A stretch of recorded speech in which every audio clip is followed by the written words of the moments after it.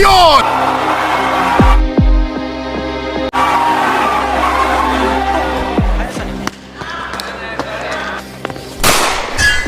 Knockout ka ngayon!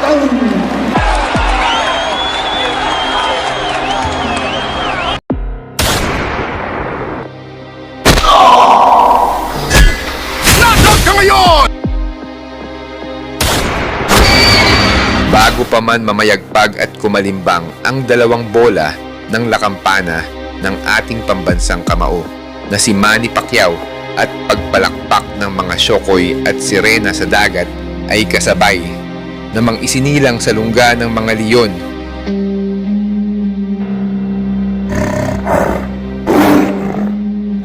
Ang Pinoy na nagmula sa lugar ng Bicol, Albay na may pangalan na Rolilunas ng Pinas na kinatatakutan ng Hapon ngayon at nagbigay ito ng nakakagimbal na babala sa buong Japan at sa The Monster ng Japan na si Naoya Inoue. At biglang lumitaw na parang tungaw sa mundo ng mga halimaw ang Pinoy na mas The Monster pa kay Inoue. Masyado na akong malakas para sa mundo ng mga tao. Kailangan kong makapunta sa mundo ng mga halimaw. Wala na akong makakalaban. Ito multo, kundi yawa. Siyang tatapos at babasag sa yabang at paniniwala ng Hapon na sila ang naghahari sa mundo ng boxing ngayon dahil sa ang bida nating Pinoy na si Rolly Da Pachinko lunas na halimaw na sa pakikipagtumpiyangan sa ibabaw ng luna. Dahil sa sunod-sunod nitong pinabulagta at pinaliguan ng suntok di pangpatulog ang mga sikat at kinatakutang boksingerong mga Hapon sa mismong lungga ni Naoya Inoue.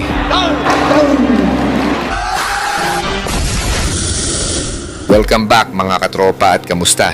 Breaking news, isang halimaw na boksingerong Pinoy natin ang nagpakilala sa buong Japan ngayon at siya na ngayon ang itinuturing na pangalawang Pacquiao ng Pinas dahil 8 sikat na malakas na mga Hapon ang dinurog at pinatulog ng kamao nito sa sariling lungga nila. Kaya narito mga katropa at lubusang nating alamin kung paanong kinilabutan si Inoue at buong Japan ngayon. Panoorin natin.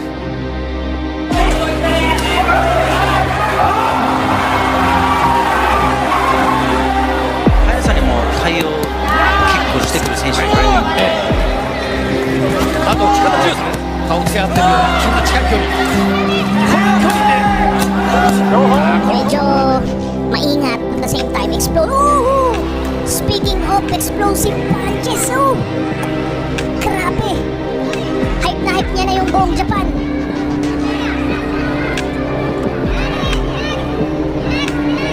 Kakaiba tong boksingerong Pinoy na to. Oh, yun na naman, oh! Grabe yung body shot. Pang! Ang lakas! Huwag po kayo kukurap mga bra... Oh!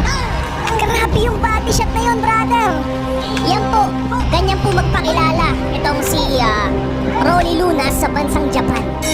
So round 1, knockout po ang inabot. Dumako naman tayo sa kanyang next opponent. Kontra dito sa undefeated.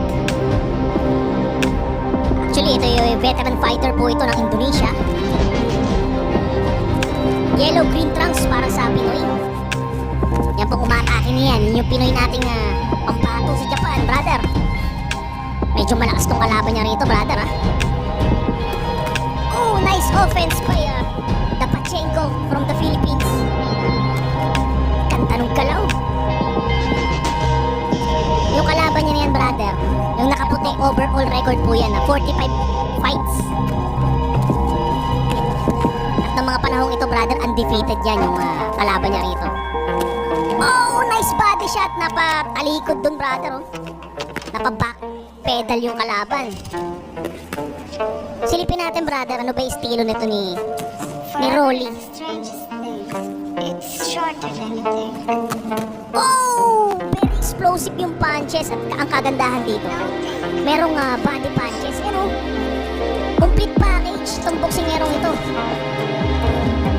Very exciting lumaban. At merong killer instinct yan. May mga follow-up counter siya pero hindi niya pinipilit. Oh, kita niyo yung mga body shot to ni Pachenko. So ito round number 2, silipin natin.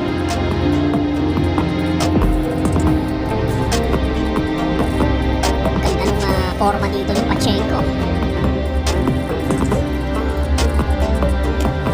Oh, nice body. Ganda talaga ng body shot dun. Ni Rolly Lunas, no? Yun yung mga nagdadala sa kanya sa fight. Unti-unti niyang inuubos yung enerhiya ng kanyang kalaban dito, yung lakas. Yung ginagawang ganon ni Rolly, sobrang effective. Oh, yun ang sinasabi natin, no? Walang suntok dun, ha? Late yung impact ng suntok mo. Comment ka nga, brother. Tsaka papindot na rin ng like button kung nandiyan ka pa. Nung panati ko talaga ng boxing. Huwag kang mahiya, ha? Sa iyo tong channel na to. Atin to. Grabe! Bumibilib talaga ako sa ano nito ni Rolly. Grabe yung kombinasyon. Walang awa sa kombinasyon. Sobrang sipag. Ang galing gumamit ng footwork. Yan o, yung mga back pedal. Then body punches. Distance. Ito yung mga nakita ko kay Rolly. Pachenko Lunas. Yung volume of punches, body shot, angle to angle movement. He is a complete package fighter para sa akin. And at the same time, very humble. Ito medyo dikitan. Iba namang estilo to ah. Uy, medyo hindi na sumasalag dito, no? May pagka-Nonito Donaire. Yung estilo na medyo risky. Ayan o. Hinahainin niya ng open shot. Oh, nahilo ron. Grabe yung pinapakawalan dito. Oh, yun na naman yung non-stop shot. Grabe, naligo sa suntok. Natin, no? Yan. Medyo iba yung estilo dito ni Rolly Lunas, no? Hindi masyadong effective yung toe-to-toe match-up dahil magalaw yung kanyang kalaban dito. Magalaw, makulit, masipag rin sumuntok, may jab. Pero paisa-isa lang ng suntok doon si Rolly. Yan o, mga body punch. Yan talaga yung bentahe niya rito. So, talo po sa puntos yung ating kababayan dito, no, na si Rolly Lunas. Sobrang talo sa puntos. Ang tabayanan niyo po yung gagawin dito. Kung kanina volume of punches, no, dito, tingnan natin.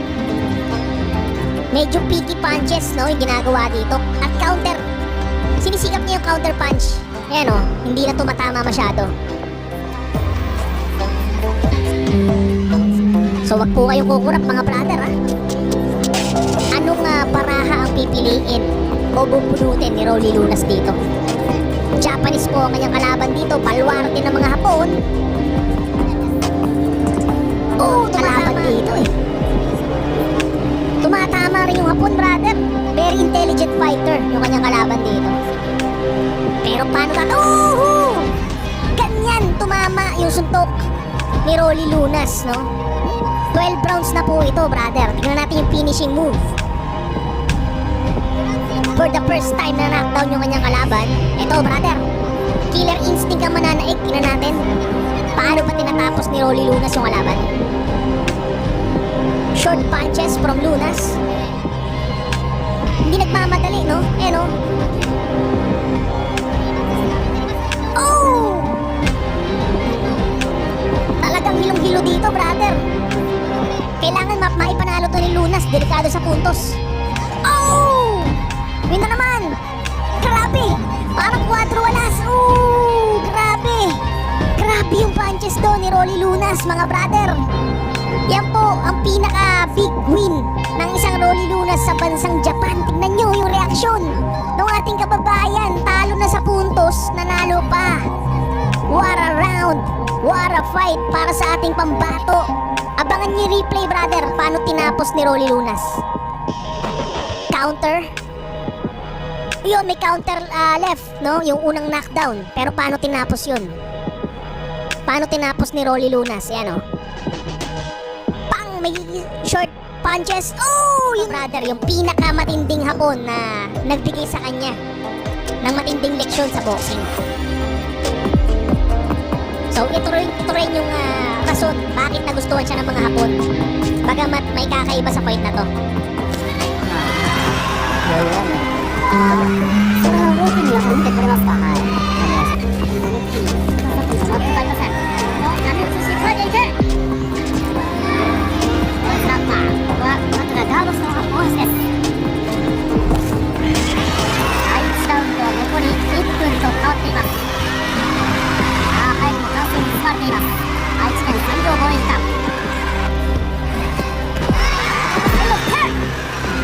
強烈です。ここはしっかり逃れる。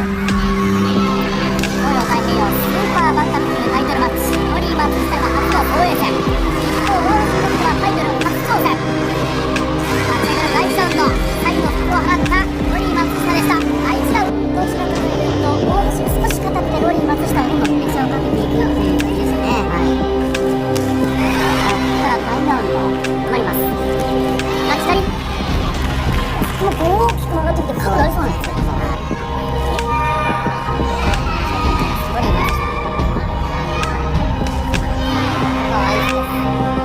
そ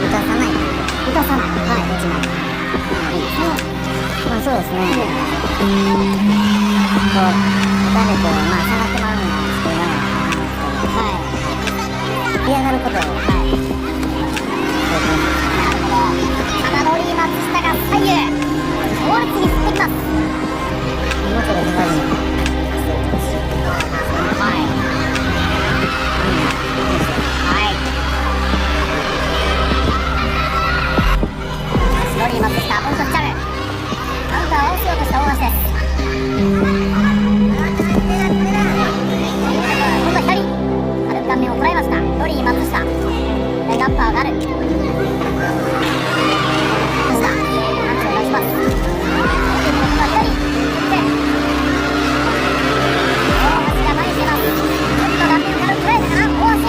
なんですよ。